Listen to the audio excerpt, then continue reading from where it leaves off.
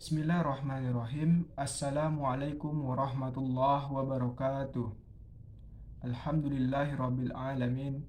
Wassalatu wassalamu ala asrofil anbiya'i wal mursalin wa ala alihi wa sahbihi rasulillahi ajma'in. Amma ba'du. Bersyukur kita kepada Allah Subhanahu wa taala yang telah melimpahkan rahmat dan karunia-Nya kepada kita semua. Semoga kita senantiasa dalam lindungannya. Amin ya robbal alamin. Berselawat kita kepada baginda Nabi besar kita Muhammad Sallallahu Alaihi Wasallam dengan melafazkan Allahumma sholli ala Sayyidina Muhammad wa ala ali Sayyidina Muhammad. Baik, nama saya Raihan Al-Mahera, mahasiswa Universitas Islam Negeri Sultan Syarif Kasim Riau, Fakultas Usuluddin, Prodi Akidah dan Filsafat Islam. Pada video kali ini saya akan menjelaskan secara singkat mengenai konsep Al-Madinah Al-Fadilah, di mana video ini saya buat untuk memenuhi tugas dari mata kuliah studi naskah filsafat yang mana dosen pengampunya bernama Bapak Dr. Andes Iskandar Arnel MA PhD. Sebelum kita membahas lebih jauh mengenai konsep Al-Madinah Al-Fadilah ini, ada baiknya kita mengetahui siapa pengarang dari kitab Al-Madinah Al-Fadilah ini. Beliau bernama Abu Nasr Muhammad bin Muhammad bin Tarchan, atau biasa dipanggil dengan nama Al-Farabi. Nama panggilan ini berasal dari desa tempat kelahirannya, yaitu di Farab, yang sekarang bernama Otrar, dalam daerah Transosania, Turkistan. Beliau lahir pada tahun 260 Hijriah atau sekitar 870 Masehi, dan wafat pada tahun 339 Hijriah atau sekitar 950 Masehi di Haleb, Aleppo. Ayahnya dari bangsa Persia, sedangkan ibunya dari desa di Turki. Al-Farabi dikenal sebagai Al-Muallim Thani atau guru kedua setelah Aristoteles, yang dikenal sebagai guru pertama dalam kajian ilmu filsafat.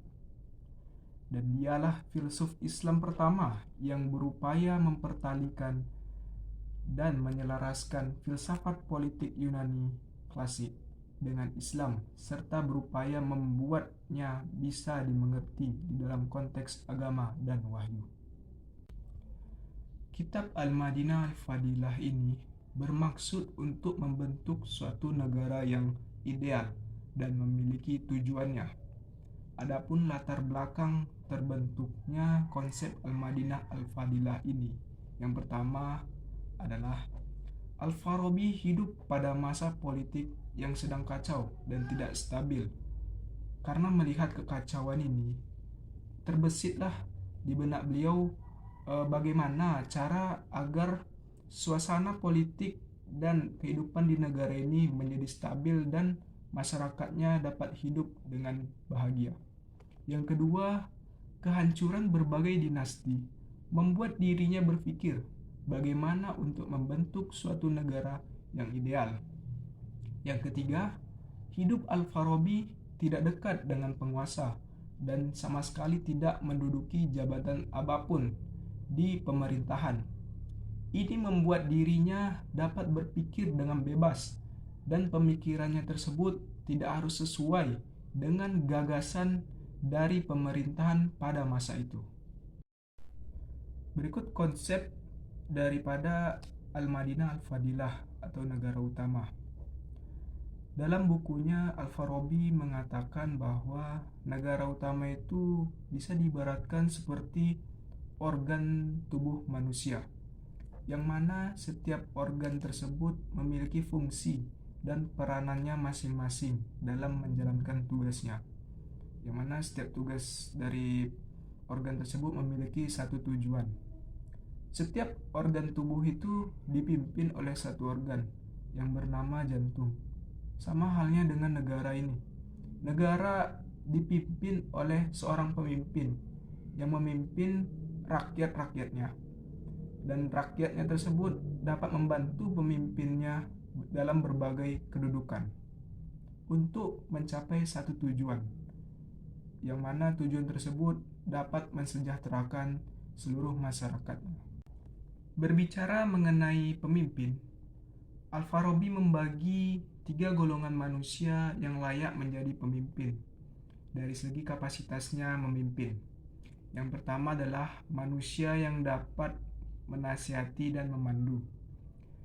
Golongan manusia ini harus menduduki jabatan utama dalam memimpin, karena ia memiliki bakat dalam memimpin dan dapat menjadi tauladan bagi rakyatnya. Tentu, jika ingin menjadi tauladan yang baik, seorang pemimpin haruslah memiliki wawasan yang luas agar dapat memberikan arahan kepada rakyatnya. Golongan yang kedua adalah manusia yang berperan sebagai penguasa subordinat. Manusia golongan ini memiliki kemampuan terhadap ilmu-ilmu teoritis yang spesifik dan juga mampu menyampaikan kebenaran dari pemimpin di atasnya, lalu disampaikan kepada masyarakat luas. Namun golongan ini hanya mampu memimpin satu kota saja. Yang ketiga, manusia yang dikuasai sepenuhnya atau tanpa kualifikasi. Mereka memiliki kemampuan teoritis dan kekuatan yang amat terbatas. Fungsi dari penentuan kapasitas pemimpin ini adalah untuk memberi gambaran umum mengenai kriteria manusia agar dapat menentukan pemimpin berdasarkan potensinya dalam memimpin. Dalam kitabnya ini, Al-Farabi bertumpu pada 2 konsep utama. Yang pertama, konsep tentang pemimpin dan yang dipimpin, atau konsep kepemimpinan. Yang kedua adalah konsep kebahagiaan. Al-Farabi juga berpendapat bahwa lahirnya suatu negara berdasarkan persetujuan masyarakat-masyarakat di suatu kota, di mana masyarakat ini saling bekerja sama dan saling membantu untuk memenuhi kebutuhan hidupnya. Keahlian yang dimiliki oleh setiap masyarakat yang berbeda-beda dapat disumbangkan ke negara dan berguna untuk mencapai cita-cita yang diharapkan bersama, yaitu kebahagiaan. Al-Farabi menegaskan bahwa setiap warga negara harus mempunyai ide yang harus diperjuangkan terus-menerus dan menuju kepada suatu titik yang terakhir dari negaranya, yang menjadi harapan dan tujuan bersama. Tujuan terakhir itu ialah kebahagiaan. Manusia atau warga mempunyai dasar pikiran dan pendapat yang mengharuskan dia bekerja dan berjuang mencapai tujuan negara yang terakhir, ialah kebahagiaan. Manusia yang berpikir dan bercita-cita yang dapat menjadi warga negara dari suatu negara. Dan suatu negara utama hanya dapat didirikan oleh warga yang utama pula. Dan untuk menjadi warga negara yang utama, manusia harus mempunyai kemauan bulat yang mendorongnya untuk bertindak baik. Berikut tujuan Al-Farabi dalam konsep negara utama, Al-Madinah Al-Fadilah. 1. Mencita-citakan akan mengatur dunia internasional dengan satu lembaga yang bersifat universal. Suatu negara yang sempurna lagi cerdas, di mana pemimpin negaranya dipimpin oleh seorang filosof yang suci jiwanya dan mendekati sifat kenabian. 2. Negara menurut Al-Farabi adalah suatu negara ketuhanan yang bertujuan kebahagiaan bersama, material dan spiritual, di bawah pemimpin seorang presiden dan bersama wakil-wakilnya yang bersifat kenabian. Dan negara itu didukung oleh rakyatnya yang berjiwa gotong royong, kolektif, dan kooperatif dalam cara berpikirnya dan cara bekerjanya. Itulah tadi pembahasan singkat mengenai konsep Al-Madinah Al-Fadilah. Semoga dapat bermanfaat dan menambah wawasan kita semua. Amin ya rabbal alamin. Terima kasih atas perhatiannya. Apabila ada kata dan pengucapan saya yang kurang berkenan, saya mohon maaf. Video ini akan saya tutup dengan sebuah pantun yang berbunyi, kalau pergi ke tempat panda, singgahlah dulu ke Pulau Rupat.